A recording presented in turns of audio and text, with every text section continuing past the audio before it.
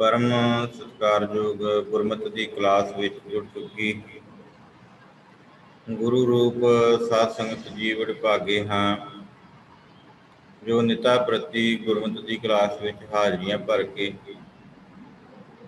गुरमत के नाल सांझ बनाउंदे हाँ।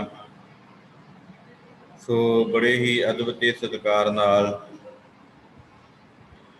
अज असीं भाई गुरदास जी की 10वीं वार दे विचों पौड़ी नंबर 22 नूं विचारना है, जिस विच भाई गुरदास जी ने एक पापन हुई है पूतना जिन्हें कर्म कमाए,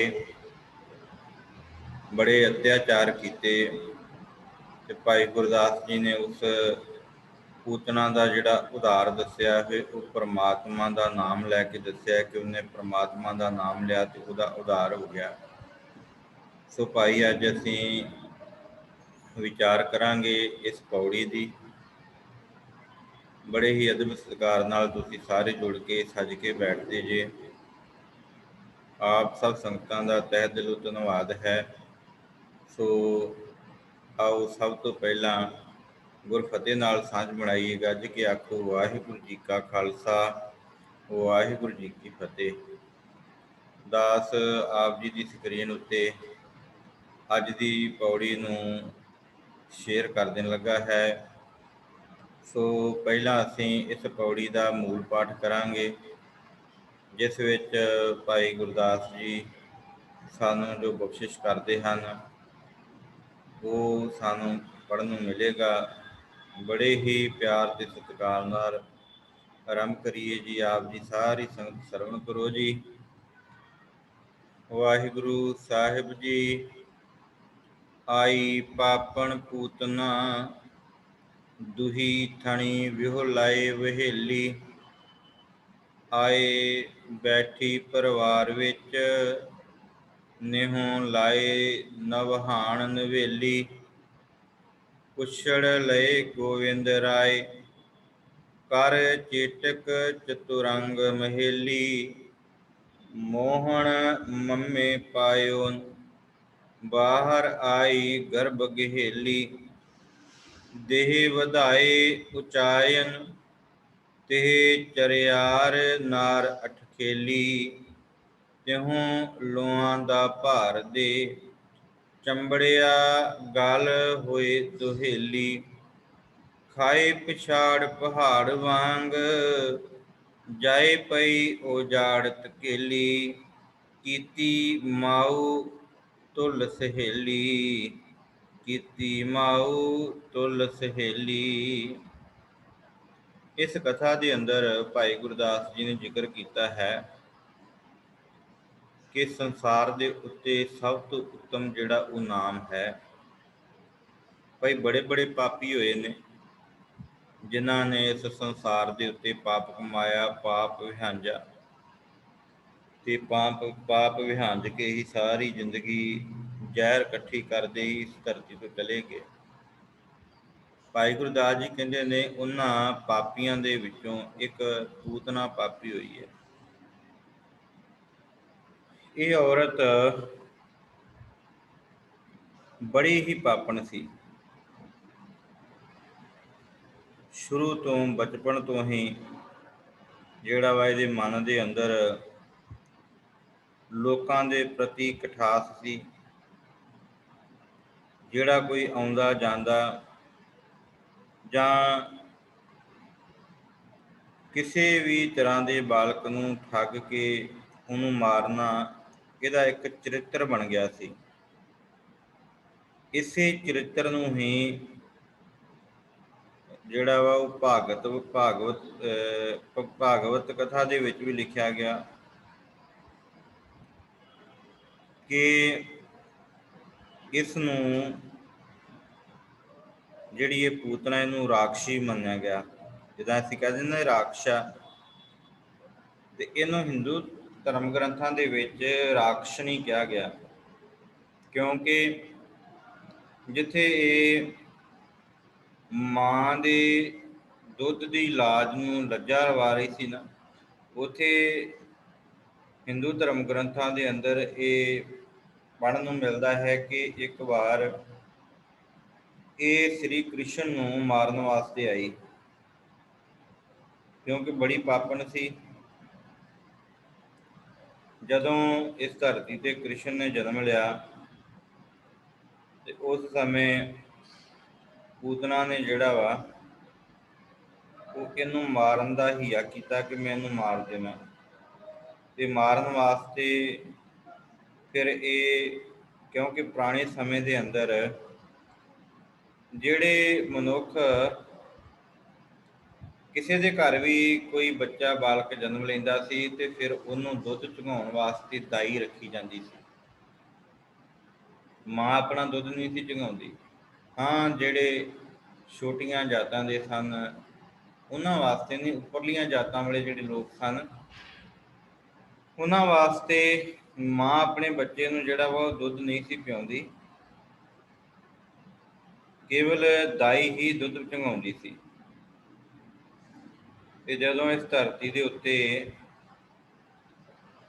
ਸ੍ਰੀ ਕ੍ਰਿਸ਼ਨ ਜੀ ਨੇ ਜਨਮ ਲਿਆ ਨਾ, ਤੇ ਇਸ ਸੰਸਾਰ ਦੇ ਉੱਤੇ ਇਹਨੇ ਫਿਰ ਇਹਨੂੰ ਮਾਰਨ ਦਾ ਜਿਹੜਾ ਹੀਆ ਕੀਤਾ। ਜਦੋਂ ਅਸੀਂ ਪੜ੍ਹਦੇ ਹਾਂ ਨਾ ਮਹਾਨ ਪੁਰਸ਼ ਭਾਈ ਕਾਹਨ ਸਿੰਘ ਜੀ ਨਾਭਾ, ਤੇ ਫਿਰ ਉਦੋਂ ਭਾਈ ਕਾਹਨ ਸਿੰਘ ਜੀ ਨਾਭਾ ਲਿਖਦੇ ਨੇ ਕਿ ਇਹ ਜਿਹੜੀ ਔਰਤ ਹੈ ਨਾ ਪੂਤਨਾ, ਇਹ ਪੂਤਨਾ ਜਿਹੜੀ ਔਰਤ ਹੈ ਇਹ ਬਲ ਦੀ ਪੁੱਤਰੀ ਸੀ, ਬਲ ਰਾਜਾ ਦੀ, ਤੇ ਵਕਾਸੁਰ ਤੇ ਅਗਾਸੁਰ ਦੀ ਭੈਣ। ਇਹਨੂੰ ਜਿਹੜਾ ਸ੍ਰੀ ਕ੍ਰਿਸ਼ਨ ਨੂੰ ਮਾਰਨ ਦਾ ਹੀਆ ਇਹਨੇ ਕੀਤਾ, ਇਹਨੂੰ ਕੰਸ ਨੇ ਪ੍ਰੇਰਿਆ ਸੀ ਕਿ ਤੂੰ ਦਾਈ ਬਣ ਕੇ ਜਾ ਤੇ ਕ੍ਰਿਸ਼ਨ ਨੂੰ ਜਿਹੜਾ ਵਾ ਮਾਰ ਦੇ, ਕਿਉਂਕਿ ਦਾਈਆਂ ਹੀ ਜਿਹੜਾ ਵਾ ਉਹ ਛੋਟੇ ਬਾਲਕ ਨੂੰ ਦੁੱਧ ਚੁੰਘਾਉਂਦੀਆਂ ਸਨ, ਜਿਸ ਕਾਰਨ ਇਸ ਧਰਤੀ ਦੇ ਉੱਤੇ ਜਿਹੜਾ ਵਾ ਉਹ ਸ੍ਰੀ ਕ੍ਰਿਸ਼ਨ ਜੀ ਜਦੋਂ ਆਏ ਤੇ ਸਾਹਮਣੇ ਲੋਕਾਂ ਦੇ ਵਿੱਚ ਹਾਹਾਕਾਰ ਮੱਚੀ, ਜਿਹੜੇ ਉਹਨਾਂ ਤੋਂ ਦੁਖੀ ਸਨ, ਭਾਵ ਜਿਨ੍ਹਾਂ ਦੇ ਮਨ ਅੰਦਰ ਇਹ ਰੋਸ ਸੀ ਕਿ ਇਸ ਧਰਤੀ ਤੇ ਹੁਣ ਇਹ ਅਵਤਾਰ ਬਣੇਗਾ, ਤੇ ਕੰਸ ਵਰਗੇ ਜਿਹੜੇ ਸਨ ਉਹਨਾਂ ਨੇ ਮਨ ਵਿੱਚ ਇਹ ਧਾਰਨ ਕਰ ਲਿਆ ਕਿ ਇਹਨੂੰ ਮਰਵਾਉਣਾ ਹੈ। ਤੇ ਫਿਰ ਇਹਨਾਂ ਨੇ ਇਸ ਪੂਤਨਾ ਨੂੰ ਪ੍ਰੇਰਿਆ।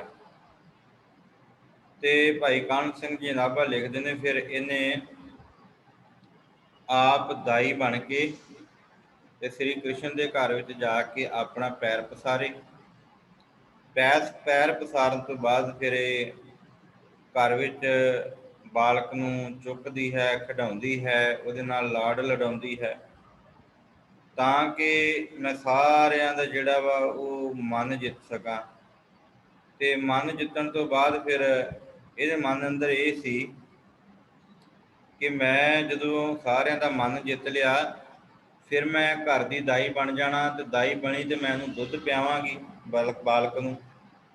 ਕਿਉਂਕਿ ਜਦੋਂ ਅਸੀਂ ਗੁਰਬਾਣੀ ਵੀ ਪੜ੍ਹਦੇ ਹਾਂ, ਗੁਰਬਾਣੀ ਦੇ ਅੰਦਰ ਭਗਤ ਨਾਮਦੇਵ ਜੀ ਗੌਂਡ ਰਾਗ ਦੇ ਅੰਦਰ ਇਹ ਗੱਲ ਜ਼ਿਕਰ ਕਰਦੇ ਨੇ ਕਿ ਹੇ ਭਾਈ, ਇਸ ਸੰਸਾਰ ਦੇ ਉੱਤੇ ਮਨ ਦਾ ਭਰਮ ਲੈ ਕੇ ਤੁਰਨ ਵਾਲੇ ਲੋਕ ਸਦਾ ਆਪਣੇ ਮਨ ਦੇ ਅੰਦਰ ਹੀ ਤੁਰੇ ਰਹਿੰਦੇ ਨੇ ਕਿ ਮੈਂ ਆਹ ਕਰ ਲਵਾਂਗਾ, ਮੈਂ ਉਹ ਕਰ ਲਵਾਂਗਾ। ਪਰ ਜਿਸ ਨੂੰ ਪ੍ਰਮਾਤਮਾ ਰੱਖੇ, ਜਿਹਦੇ ਸਿਰ ਤੇ ਮਿਹਰ ਭਰਿਆ ਹੱਥ ਪ੍ਰਮਾਤਮਾ ਰੱਖ ਲਏ ਭਾਈ, ਉਹ ਇਸ ਸੰਸਾਰ ਦੇ ਉੱਤੇ ਉਹਨੂੰ ਕੋਈ ਨਹੀਂ ਦੇਖ ਸਕਦਾ। ਤੇ ਫਿਰ ਭਗਤ ਨਾਮਦੇਵ ਜੀ ਆਖਦੇ ਨੇ, ਹਰ ਹਰ ਕਰਤ ਮਿਟੇ ਸਭ ਭਰਮਾ, ਹਰ ਕੋ ਨਾਮ ਲੈ ਉੱਤਮ ਧਰਮਾ। ਹਰ ਹਰ ਕਰਤ ਜਾਤ ਕੁਲ ਹਰੀ, ਸੋ ਹਰ ਅੰਧਲੇ ਕੀ ਲਾਕੁਰੀ। ਇਹ ਹਨੇਰੇ ਵਿੱਚ ਤੁਰਨ ਵਾਲੇ ਮਨੁੱਖ ਦੀ ਜਿਹੜੀ ਆ ਉਹ ਡੰਡਾ ਹੈ, ਆਸਰਾ ਹੈ ਕਿ ਪ੍ਰਮਾਤਮਾ ਦਾ ਨਾਮ। ਕਿਉਂਕਿ ਪੂਤਨਾ ਦੇ ਮਨ ਵਿੱਚ ਕਪਟ ਭਰਿਆ ਸੀ। ਕਿਹੜਾ ਕਪਟ ਸੀ? ਬਾਲ ਘਾਤਨੀ ਕਪਟੇ ਭਰੀ। ਭਗਤ ਨਾਮਦੇਵ ਜੀ ਕਹਿੰਦੇ ਬਾਲ ਨੂੰ ਮਾਰਨ ਵਾਸਤੇ ਉਹਨੇ ਆਪਣੇ ਅੰਦਰ ਕਪਟ ਭਰ ਲਿਆ ਸੀ ਕਿ ਮੈਂ ਹੁਣ ਇਸ ਧਰਤੀ ਦੇ ਉੱਤੇ ਕ੍ਰਿਸ਼ਨ ਨੂੰ ਰਹਿਣ ਨਹੀਂ ਦੇਣਾ। ਤੇ ਭਗਤ ਨਾਮਦੇਵ ਜੀ ਕਹਿੰਦੇ ਕਿ ਇਹ ਮਨ ਵਿੱਚ ਧਾਰਨ ਕਰ ਲਿਆ, ਪਕਾ ਲਿਆ ਕਿ ਮੈਂ ਹੁਣ ਬਾਲਕ ਨੂੰ ਜਿਹੜਾ ਵਾ ਮਾਰਨਾ ਹੈ, ਤੇ ਬਾਲਕ ਨੂੰ ਮਾਰਨ ਵਾਸਤੇ ਇਹ ਤੁਰ ਪਈ ਹੈ। ਪਰ ਇਹਨੂੰ ਇਹ ਨਹੀਂ ਪਤਾ ਕਿ ਮੈਨੂੰ ਜਿਹੜਾ ਪ੍ਰੇਰਨਾ ਕਰਨ ਵਾਲਾ ਉਹ ਧਰਤੀ ਦਾ ਹੀ ਮਨੁੱਖ ਹੈ ਤੇ ਪਰਮਾਤਮਾ ਵੱਲੋਂ ਪੈਦਾ ਕੀਤਾ ਹੋਇਆ, ਭਾਵ ਜਿਹੜਾ ਕੰਸ ਹੈ ਜਿਹਨੇ ਇਹਨੂੰ ਪ੍ਰੇਰਨਾ ਕੀਤੀ ਨਾ ਕਿ ਤੂੰ ਕ੍ਰਿਸ਼ਨ ਨੂੰ ਮਾਰ, ਅਸਲ ਵਿੱਚ ਇਹ ਭਾਈ ਇਸ ਧਰਤੀ ਦੇ ਉੱਤੇ ਉਹ ਕੰਸ ਵੀ ਪਰਮਾਤਮਾ ਦਾ ਹੀ ਭੇਜਿਆ ਹੋਇਆ ਏ, ਉਸ ਪਰਮਾਤਮਾ ਤੋਂ ਉੱਚਾ ਕੋਈ ਨਹੀਂ। ਇਸ ਲਈ ਭਗਤ ਨਾਮਦੇਵ ਜੀ ਬਖਸ਼ਿਸ਼ ਕਰਦੇ ਨੇ ਕਿ ਭਾਈ ਇਸ ਧਰਤੀ ਦੇ ਉੱਤੇ ਕਪਟ ਦੀ ਭਰੀ ਹੋਈ ਪੂਤਨਾ, ਜਦੋਂ ਉਹਨੂੰ ਇਹ ਪਤਾ ਚੱਲ ਗਿਆ ਕਿ ਮੇਰਾ ਵੱਸ ਕੋਈ ਨਹੀਂ, ਤੇ ਫਿਰ ਉਹ ਪਰਮਾਤਮਾ ਨੂੰ ਭਾਵ ਕ੍ਰਿਸ਼ਨ ਰੂਪ ਪਰਮਾਤਮਾ ਨੂੰ ਸਿਮਰਨ ਲੱਗ ਗਈ ਤੇ ਹਰ ਹਰ ਕਰਤ ਪੂਤਨਾ ਤਰੀ, ਭਾਵ ਉਹ ਹਰੀ ਹਰੀ ਕਰਦੀ, ਰਾਮ ਰਾਮ ਜਪਦੀ, ਕ੍ਰਿਸ਼ਨ ਕ੍ਰਿਸ਼ਨ ਜਪਦੀ ਤਰ ਗਈ। ਕਿਉਂਕਿ ਪਹਿਲਾਂ ਉਹਨੇ ਮਨ ਵਿੱਚ ਕਪਟ ਧਾਰਿਆ ਸੀ, ਤੇ ਫਿਰ ਜਦੋਂ ਕਪਟ ਮਨ ਦੇ ਅੰਦਰੋਂ ਖਤਮ ਹੋ ਗਿਆ ਤੇ ਫਿਰ ਇਸ ਸੰਸਾਰ ਦੇ ਉੱਤੇ ਉਹਦੀ ਪ੍ਰਸਥਤਾ ਹੋਈ, ਉਹਦੀ ਉਤਮਤਾ ਹੋਈ। ਹੁਣ ਅਸੀਂ ਇਹ ਇਤਿਹਾਸ ਦੇ ਵਿੱਚੋਂ ਵੇਖਿਆ ਜੋ ਹਿੰਦੂ ਧਰਮ ਗ੍ਰੰਥਾਂ ਦੇ ਅੰਦਰ ਜ਼ਿਕਰ ਹੈ, ਜਾਂ ਭਾਈ ਕਾਹਨ ਸਿੰਘ ਨਾਭਾ ਜੀ ਨੇ ਛੋੜ ਦੇ ਵਿੱਚ ਦਿੱਤਾ ਇਸ ਦੇ ਬਾਰੇ ਕਿ ਇਹ ਇੱਕ ਬੜੀ ਪਾਪਣ ਸੀ। ਸ਼ੁਰੂ ਤੋਂ ਲੈ ਕੇ ਕ੍ਰਿਸ਼ਨ ਜੀ ਸਮੇਂ ਤੱਕ ਇਹ ਆਪਣੇ ਪੂਰੇ ਜੀਵਨ ਦੇ ਵਿੱਚ ਇਸੇ ਤਰ੍ਹਾਂ ਜੇ ਕਿਸੇ ਨੂੰ ਮਾਰਨਾ ਤੇ ਆਪਣੇ ਥੁਰਾਂ ਦੇ ਉੱਤੇ ਜ਼ਹਿਰ ਲਾ ਕੇ ਤੇ ਬਾਲਕਾਂ ਨੂੰ ਦੁੱਧ ਪਿਆਉਣਾ, ਕਪਟ ਕਰਕੇ ਛਲ ਕਰਕੇ ਆਪਣਾ ਦੁੱਧ ਪਿਆ ਕੇ, ਤੇ ਭਾਵ ਜਿਹੜਾ ਬਾਲਕ ਦੁੱਧ ਪੀ ਲੈਂਦਾ ਸੀ ਫਿਰ ਉਹਦੇ ਮੂੰਹ ਵਿੱਚ ਦੁੱਧ ਦੇ ਨਾਲ ਜ਼ਹਿਰ ਚਲਾ ਜਾਂਦਾ ਸੀ, ਤਾਂ ਇਸ ਸੰਸਾਰ ਤੋਂ ਚਲਾ ਜਾਂਦਾ ਸੀ। ਹੁਣ ਭਾਈ ਗੁਰਦਾਸ ਜੀ ਜੋ ਆਪ ਦੀ ਸਕਰੀਨ ਉੱਤੇ ਵੇਖ ਰਹੇ ਜੇ, ਭਾਈ ਗੁਰਦਾਸ ਜੀ ਇਹਦੇ ਬਾਬਤ ਜ਼ਿਕਰ ਕਰਦੇ ਨੇ ਕਿ ਆਈ ਪਾਪਣ ਪੂਤਨਾ ਦੁਹੀ ਥਣੀ ਵਿੱਚ ਲਾਏ ਵਹੇਲੀ। ਕਹਿੰਦੇ ਜਿਹੜੀ ਪਾਪਣ ਪੂਤਨਾ ਸੀ ਨਾ, ਪਾਪ ਕਮਾਉਣ ਵਾਲੀ, ਪਾਪ ਵਿਹਾਂਜਣ ਵਾਲੀ, ਜਿਹਨੇ ਪਾਪ ਹੀ ਇਕੱਠਾ ਕੀਤਾ, ਕਿਉਂਕਿ ਪਾਪ ਕਰਨ ਵਾਲੇ ਨੂੰ ਪਾਪ ਹੀ ਚੰਗਾ ਲੱਗਦਾ ਹੈ, ਉਹਨੂੰ ਕੇਵਲ ਪਾਪ ਵਿਹਾਂਜਣਾ ਹੀ ਚੰਗਾ ਲੱਗਦਾ ਹੈ, ਤੇ ਉਹ ਸਦਾ ਪਾਪ ਹੀ ਇਕੱਠਾ ਕਰਦਾ ਹੈ,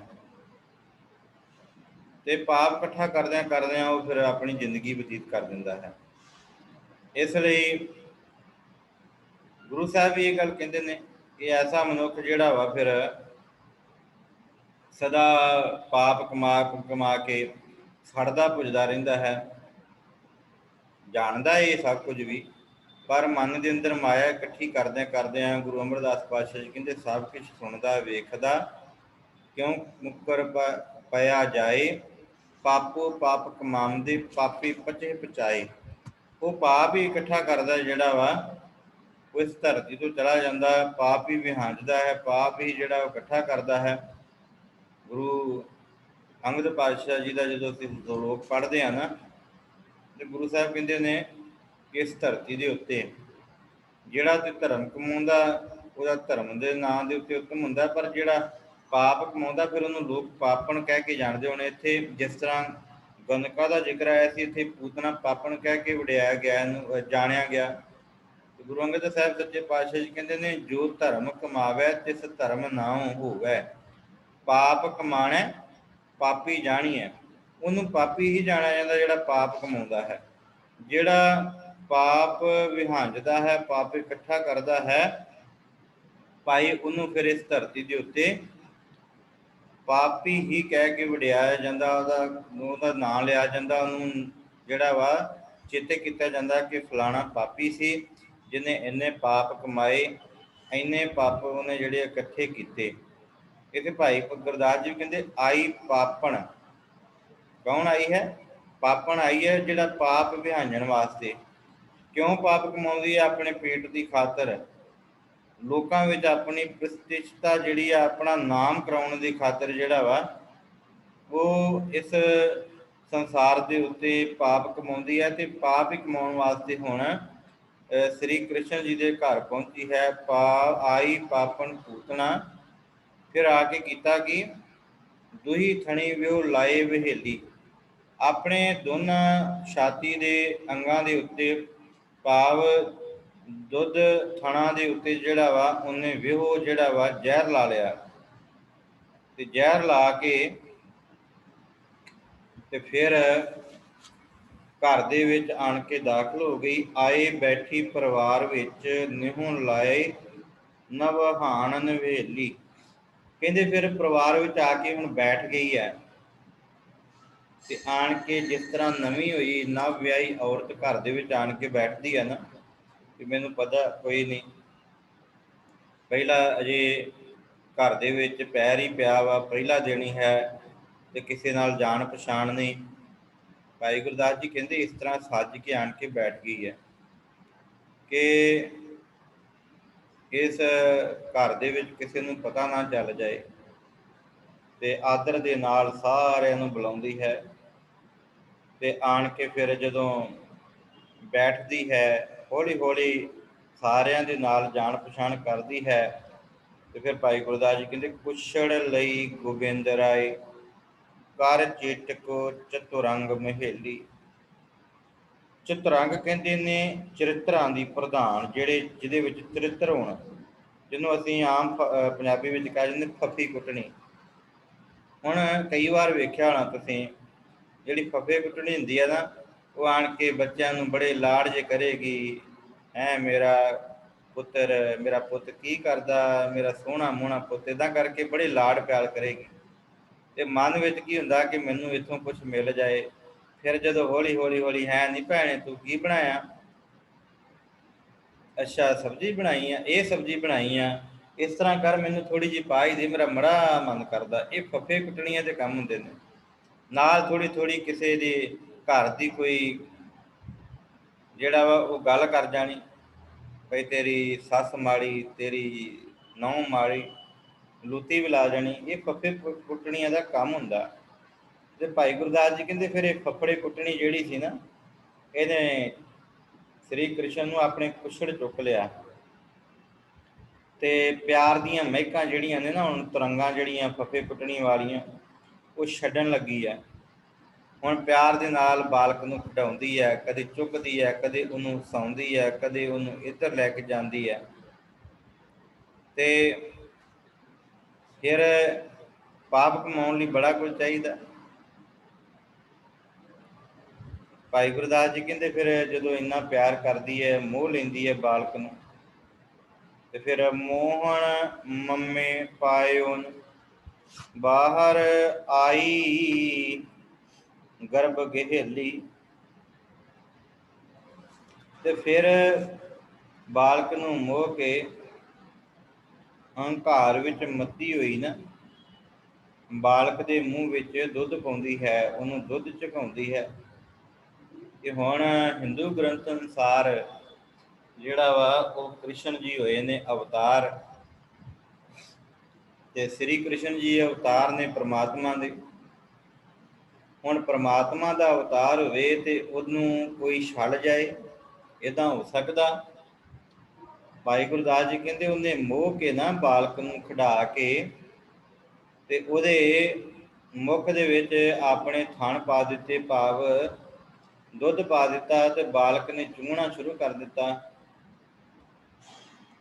ਤੇ ਭਾਈ ਗੁਰਦਾਸ ਜੀ ਕਹਿੰਦੇ ਦੇਹ ਵਧਾਏ ਉਚਾਇਨ, ਤੇ ਚਰਿਆਰ ਨਾਰ ਅਠਹੇਲੀ। ਤੇ ਚਰਿਆਰ ਭਾਵ ਉਹ ਔਰਤ ਜਿਹੜੀ ਬੜੀ ਚੰਚਲ ਹੈ,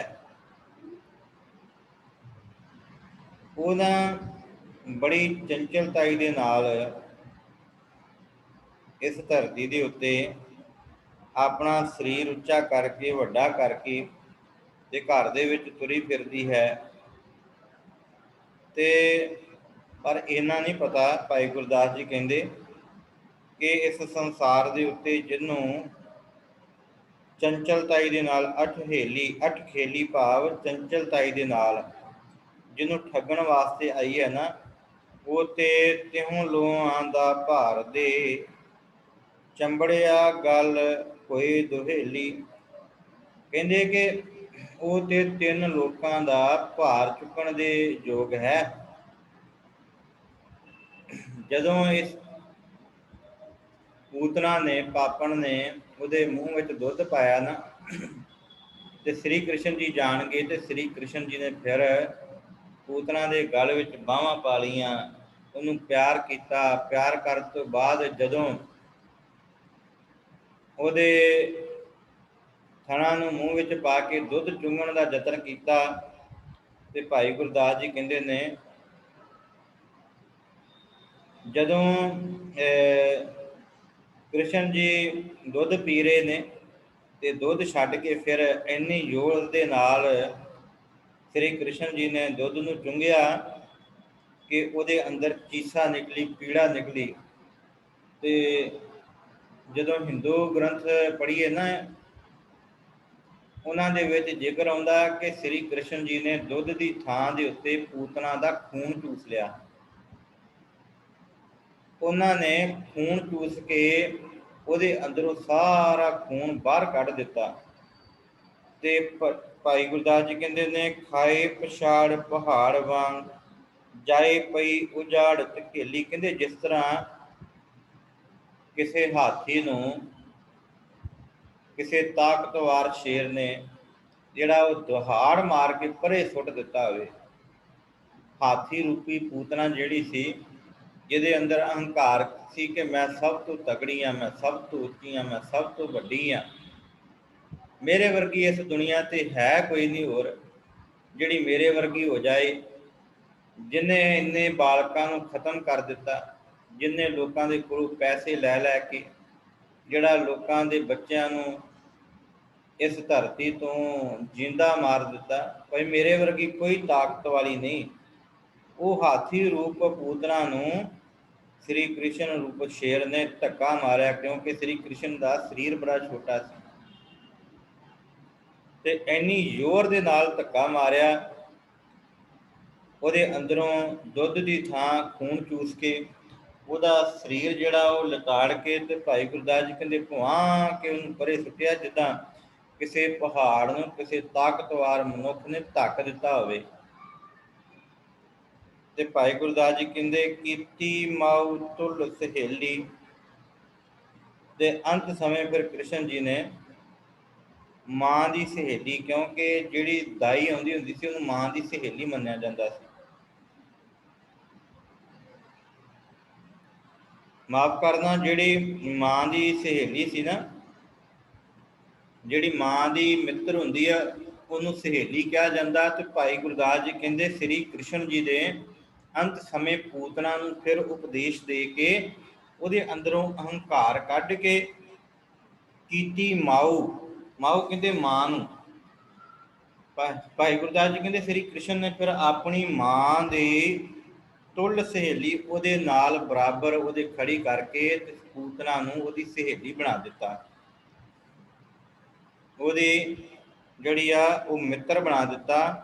ਤੇ ਇਸ ਸੰਸਾਰ ਦੇ ਉੱਤੇ ਜਿਹੜਾ ਉਹਦਾ ਦੁੱਖ ਸੀ ਉਹ ਕੱਟ ਦਿੱਤਾ, ਉਹਦਾ ਦੁੱਖ ਜਿਹੜਾ ਵਾ ਉਹ ਦੂਰ ਕਰ ਦਿੱਤਾ। ਇਹ ਭਾਈ ਗੁਰਦਾਸ ਜੀ ਇਸ ਵਾਰ ਦੇ ਅੰਦਰ ਇਹ ਜ਼ਿਕਰ ਕਰਦੇ ਨੇ ਕਿ ਭਾਈ ਇਸ ਧਰਤੀ ਦੇ ਉੱਤੇ ਪੂਤਨਾ ਜਿਹੜੀ ਸੀ ਉਹ ਸ੍ਰੀ ਕ੍ਰਿਸ਼ਨ ਨੂੰ ਮਾਰਨ ਵਾਸਤੇ ਆਈ ਸੀ, ਪਰ ਆਪ ਤੇ ਕ੍ਰਿਸ਼ਨ ਨੂੰ ਮਾਰ ਨਾ ਸਕੀ। ਪਰ ਕੀ ਹੋਇਆ ਕਿ ਕ੍ਰਿਸ਼ਨ ਨੂੰ ਤੇ ਮਾਰ ਨਹੀਂ ਸਕੀ, ਪਰ ਆਪਣੇ ਅੰਦਰ ਦਾ ਅਹੰਕਾਰ ਮਰਵਾ ਲਿਆ।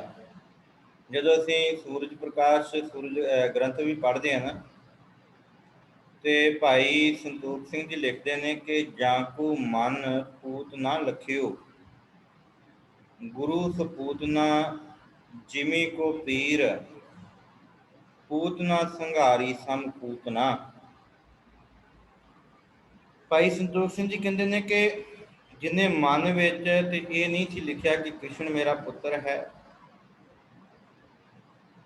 ਇਹ ਇੱਕ ਸੰਪੂਰਨ ਪ੍ਰਮਾਤਮਾ ਦਾ ਅਵਤਾਰ ਹੈ, ਇਹ ਮਨ ਵਿੱਚ ਤੇ ਨਹੀਂ ਸੋਚਿਆ, ਪਰ ਜਦੋਂ ਉਹਨੇ ਇਹਦਾ ਸੰਘਾਰ ਕੀਤਾ, ਭਾਵ ਇਹਦੇ ਅੰਦਰੋਂ ਵੇਖ ਰੂਪੀ ਜਿਹੜਾ ਜ਼ਹਿਰ ਰੂਪੀ ਖੂਨ ਸੀ ਉਹ ਥਣਾ ਦੇ ਰਾਹੀਂ ਚੂਸ ਕੇ ਬਾਹਰ ਕੱਢ ਦਿੱਤਾ, ਇਹਦਾ ਹੰਕਾਰ ਸੁੱਟ ਦਿੱਤਾ।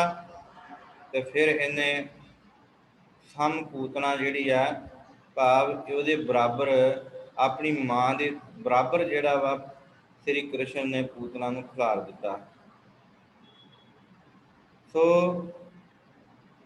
ਭਾਈ ਇਸ ਸੰਸਾਰ ਦੇ ਉੱਤੇ ਜਿੰਨੇ ਵੀ ਮਨੁੱਖ ਅਹੰਕਾਰੀ ਹੋ ਕੇ ਅਹੰਕਾਰ ਦੇ ਵਸ, ਲਾਲਚ ਦੇ ਵਸ ਜਿਹੜਾ ਵਾ ਉਹ ਲੋਕਾਂ ਦਾ ਖੂਨ ਚੂਸਦੇ ਨੇ, ਅਹੰਕਾਰ ਵਿੱਚ ਸੜਦੇ ਨੇ। ਭਾਈ ਗੁਰਦਾਸ ਜੀ ਕਹਿੰਦੇ ਭਾਈ ਇਸ ਸੰਸਾਰ ਦੇ ਉੱਤੇ ਆਪਣਾ ਅਹੰਕਾਰ ਛੱਡ ਕੇ ਗੁਰੂ ਨੂੰ ਸਮਰਪਣ ਹੋ ਜਾ। ਗੁਰੂ ਤੇਰੇ ਅੰਦਰੋਂ ਵਿਖ ਰੂਪੀ ਜਿਹੜਾ ਖੂਨ ਹੈ, ਲਹੂ ਹੈ ਨਾ, ਅਹੰਕਾਰ ਦਾ ਰਤਿਆ ਹੋਇਆ, ਉਹ ਕੱਢ ਕੇ ਬਾਹਰ ਸੁੱਟ ਦੇਵੇਗਾ ਤੇ ਤੇਰੇ ਅੰਦਰ ਜਿਹੜਾ ਨਾਮ ਦਾ ਜਲ ਪਾ ਕੇ ਅੰਮ੍ਰਿਤ ਰੂਪੀ ਖੂਨ ਜਿਹੜਾ ਨਵਾਂ ਤਿਆਰ ਕਰ ਦੇਵੇਗਾ। ਤੇਰੇ ਅੰਦਰੋਂ ਫਿਰ ਪਾਪ ਨਹੀਂ ਵਿਹਾ ਜਾਣਗੇ, ਪਾਪਾਂ ਵੱਲ ਨੂੰ ਨਹੀਂ ਜਾਏਗਾ, ਫਿਰ ਤੂੰ ਬੰਦਗੀ ਵੱਲ ਆਏਗਾ, ਫਿਰ ਤੂੰ ਬੰਦਗੀ ਵੱਲ ਦੌੜੇਗਾ, ਫਿਰ ਤੂੰ ਸਤਿਗੁਰੂ ਦੇ ਚਰਨਾਂ ਵਿੱਚ ਆਣ ਕੇ ਜਿਹੜਾ ਵਾ ਉਹ ਬੇਨਤੀ ਕਰੇਗਾ। ਤੇ ਫਿਰ ਜਿਸ ਤਰ੍ਹਾਂ ਭਗਤ ਨਾਮਦੇਵ ਜੀ ਆਖਦੇ ਨੇ ਕਿ ਹਰ ਹਰ ਕਰਤ ਪੂਤਨਾ ਤਰੀ, ਵੀ ਹਰੀ ਹਰੀ ਕਰਦਿਆਂ ਫਿਰ ਕ੍ਰਿਸ਼ਨ ਕ੍ਰਿਸ਼ਨ ਕਰਦਿਆਂ ਨਾਮ ਜਪਦਿਆਂ ਹੋਇਆ ਪੂਤਨਾ ਇਸ ਸੰਸਾਰ ਦੇ ਉੱਤੇ ਉਹਦਾ ਉਧਾਰ ਹੋ ਗਿਆ। ਇਸੇ ਤਰ੍ਹਾਂ ਭਾਈ ਤੇਰਾ ਵੀ ਉਧਾਰ ਹੋ ਸਕੇਗਾ। ਪਰ ਜੇ ਤੂੰ ਇੱਕ ਵਾਰੀ ਗੁਰੂ ਦੀ ਚਰਨ ਸ਼ਰਨ ਦੇ ਵਿੱਚ ਆ ਕੇ ਨਮਸਕਾਰ ਕਰ ਦੇਵੇਂ, ਉਹਨੂੰ ਨਮਸਤਨ ਕਰੇ, ਆਖੇ ਕਿ ਤੂੰ ਹੀ ਸਭ ਤੋਂ ਵੱਡਾ ਹੈ, ਮੈਂ ਤੇ ਇੱਥੇ ਮੇਰੀਆਂ ਚਤੁਰਾਈਆਂ ਜਿਹੜੀਆਂ ਨੇ, ਮੇਰੀਆਂ ਸਿਆਣਪਾਂ ਨੇ, ਉਹ ਕਿਸੇ ਕੰਮ ਨਹੀਂ। ਗੁਰੂ ਨਾਨਕ ਸਾਹਿਬ ਜੀ ਫਰਮਾਉਂਦੇ ਹਨ ਕਿ ਸਹਿਸ ਸਿਆਣਪਾਂ ਲੱਖ ਹੋਵੇ ਤਾਂ ਇੱਕ ਨਾ ਚੱਲੇ ਨਾਲ। ਭਾਵੇਂ ਹਜ਼ਾਰਾਂ ਚਤੁਰਾਈਆਂ, ਹਜ਼ਾਰਾਂ ਸਿਆਣਪਾਂ ਹੋਣ, ਪਰ ਉਹਨਾਂ ਵਿੱਚੋਂ ਨਿਭਦੀ ਕੋਈ ਨਹੀਂ। ਨਿਭਦਾ ਕੇਵਲ ਪ੍ਰਮਾਤਮਾ ਦਾ ਨਾਮ ਹੈ। ਜਿਹਨੇ ਸੰਸਾਰ ਦੇ ਵਿੱਚ ਆਣ ਕੇ ਰੱਬ ਦੀ ਬੰਦਗੀ ਕੀਤੀ, ਰੱਬ ਦਾ ਨਾਮ ਜਪਿਆ, ਉਹਦੇ ਨਾਮ ਦੇ ਨਾਲ ਜੁੜ ਕੇ ਉਹਦਾ ਸਿਮਰਨ ਕੀਤਾ। ਭਾਈ ਗੁਰਦਾਸ ਜੀ ਕਹਿੰਦੇ ਨੇ ਕਿ ਹੇ ਭਾਈ, ਇਸ ਸੰਸਾਰ ਦੇ ਉੱਤੇ ਫਿਰ ਐਸਾ ਮਨੁੱਖ ਜਿਹੜਾ ਵਾ ਉਹਦਾ ਇਸ ਧਰਤੀ ਦੇ ਉੱਤੇ ਆਇਆ ਹੋਇਆ ਸਫਲ ਹੋ ਜਾਂਦਾ ਹੈ। ਉਹ ਫਿਰ ਇਸ ਸੰਸਾਰ ਦੇ ਉੱਤੇ ਆ ਕੇ ਪ੍ਰਵਾਨ ਹੋ ਜਾਂਦਾ ਹੈ ਤੇ ਉਹਨੂੰ ਇੱਥੇ ਨਾਮ ਜਪਦਿਆਂ ਹੋਇਆਂ, ਸਿਮਰਨ ਕਰਦਿਆਂ ਹੋਇਆਂ ਜਿਹੜਾ ਵਾ ਉਹਦਾ ਇਸ ਧਰਤੀ ਦੇ ਉੱਤੇ ਵੀ ਜਿਹੜਾ ਉਧਾਰ ਹੋ ਜਾਂਦਾ ਹੈ। ਸੋ ਸਤ ਭਾਈ ਗੁਰਦਾਸ ਜੀ ਨੇ ਅੱਜ ਇਹ ਬਖਸ਼ਿਸ਼ ਕੀਤੀ ਹੈ ਕਿ ਮਨ ਦੀਆਂ ਇੱਛਾਵਾਂ, ਮਨ ਦੇ ਜਿਹੜੇ ਵਲਵਲੇ ਨੇ, ਉਹਨਾਂ ਨੂੰ ਦੂਰ ਕਰਕੇ ਇਹ ਭਾਈ ਉਹਦੇ ਸਿਮਰਨ ਵਿੱਚ ਜੁੜ। ਤੇਰਾ ਅਹੰਕਾਰ ਨਹੀਂ ਕਿਸੇ ਵੀ ਕੰਮ ਆਉਣਾ, ਤੇਰੀਆਂ ਚਤੁਰਾਈਆਂ ਨਹੀਂ ਕਿਸੇ ਵੀ ਕੰਮ ਆਉਣੀਆਂ। ਜਦੋਂ ਉਹ ਪਰਮਾਤਮਾ ਨੇ ਚਾਹਿਆ ਫਿਰ ਤੇਰਾ ਅਹੰਕਾਰ ਉਹਨੇ ਆਪੇ ਤੋੜ ਦੇਣਾ ਹੈ। ਸੋ ਅੱਜ ਦਾ ਇਤਿਹਾਸ, ਕਿਉਂਕਿ ਪੂਤਨਾ ਜੀ ਬਾਰੇ ਬਹੁਤਾ ਕੁਝ ਲਿਖਿਆ ਨਹੀਂ ਮਿਲਦਾ, ਪਰ ਇਹ ਭਾਈ ਗੁਰਦਾਸ ਜੀ ਨੇ ਜਿੰਨਾ ਕੁ ਜ਼ਿਕਰ ਕੀਤਾ ਹੈ, ਉਹਨਾਂ ਕੁ ਦਾਸ ਜੀ ਨੇ ਆਪ ਜੀ ਦੇ ਨਾਲ ਸਾਂਝਾ ਕੀਤਾ ਹੈ। ਸੋ ਸਾਧ ਸੰਗਤ ਜੀ, ਅੱਜ ਦੀ ਕਲਾਸ ਬਾਬਤ ਕਿਸੇ ਦਾ ਕੋਈ ਸਵਾਲ ਹੋਵੇ ਤੇ ਉਹ ਜ਼ਰੂਰ ਦਾਸ ਜੀ ਕੋਲੋਂ ਪੁੱਛ ਸਕਦਾ ਹੈ। ਮੈਂ ਆਪ ਜੀ ਦੇ ਜਿਹੜੇ ਮਾਈਕ ਨੇ ਉਹਨਾਂ ਨੂੰ ਅਨਮਿਊਟ ਕਰ ਦਿੰਦਾ ਹਾਂ। ਸੋ ਭਾਈ ਜੇ ਕਿਸੇ ਦੀ ਕੋਈ ਅੱਜ ਦੀ ਕਲਾਸ ਬਾਬਤ ਕੋਈ ਵਿਚਾਰ ਹੋਵੇ ਉਹ ਪੁੱਛ ਸਕਦੇ ਹਨ। ਕੱਲ੍ਹ ਨੂੰ ਭਾਈ ਗੁਰਦਾਸ ਜੀ ਦੀ ਇਸ ਵਾਰ ਦੀ ਅਖੀਰਲੀ ਪੌੜੀ ਹੈ, ਉਹ ਅਸੀਂ ਵਿਚਾਰਨੀ ਹੈ। ਉਪਰੰਤ ਫਿਰ ਅਗਲੇਰੀਆਂ ਜਿਹੜੀਆਂ ਕਲਾਸਾਂ ਨੇ ਉਹਨਾਂ ਦੇ ਬਾਬਤ ਆਪ ਸਭ ਸੰਗਤਾਂ ਦਾ ਜਿਹੜਾ ਸ਼ਾਮ ਦੀ ਕਲਾਸ ਵਿੱਚ ਆਪ ਜੀ ਦੇ ਨਾਲ ਬੇਨਤੀ ਕਰਕੇ ਜਿਹੜਾ ਵਾ ਉਹ ਪੁੱਛ ਲਿਆ ਜਾਵੇਗਾ। ਫਿਰ ਵੀ ਆਪ ਨੇ ਕੋਸ਼ਿਸ਼ ਕਰਨੀ ਹੈ ਕਿ ਤੁਸੀਂ ਅਗਲੇਰੀ ਕਲਾਸ ਵਿੱਚ ਕੀ ਸਰਵਣ ਕਰਨਾ ਚਾਹੁੰਦੇ ਜੀ, ਉਹ ਸਾਡੇ WhatsApp ਨੰਬਰ ਆਪ ਜੀ ਦੇ ਗਰੁੱਪਾਂ ਵਿੱਚ ਹਨ, ਜਾਂ ਗਰੁੱਪ ਵਿੱਚ ਲਿਖ ਕੇ ਤੁਸੀਂ ਪਾ ਸਕਦੇ ਜੀ ਕਿ ਭਾਈ ਅਸੀਂ ਵਿਚਾਰ ਜਿਹੜੀ ਸਰਵਣ ਕਰਨੀ ਹੈ। ਉਸੇ ਤਰੀਕੇ ਦੇ ਨਾਲ ਜਿਹੜੀ ਅਗਲੀ ਵਿਚਾਰ ਵੀ ਆਰੰਭੀ ਜਾਵੇਗੀ। ਕਿਸੇ ਇਤਿਹਾਸ ਨੂੰ ਅਸੀਂ ਜਿਹੜਾ ਇਸ ਕਲਾਸ ਦੇ ਰਾਹੀਂ ਸੁਣਨਾ ਚਾਹੁੰਦੇ ਹਾਂ ਉਹ ਇਤਿਹਾਸ ਜਿਹੜਾ ਵਾ ਆਪ ਜੀ ਦੇ ਨਾਲ ਸਾਂਝਾ ਕੀਤਾ ਜਾਵੇਗਾ। ਸੋ ਇੰਨੀਆਂ ਕੁ ਬੇਨਤੀਆਂ ਪ੍ਰਵਾਨ ਕਰਨੀਆਂ। ਕਿਸੇ ਦਾ ਕੋਈ ਸਵਾਲ ਹੈ ਤੇ ਵੀਰ ਜੀ ਕਰ ਸਕਦੇ ਹੋ ਜੀ। ਹਾਂਜੀ,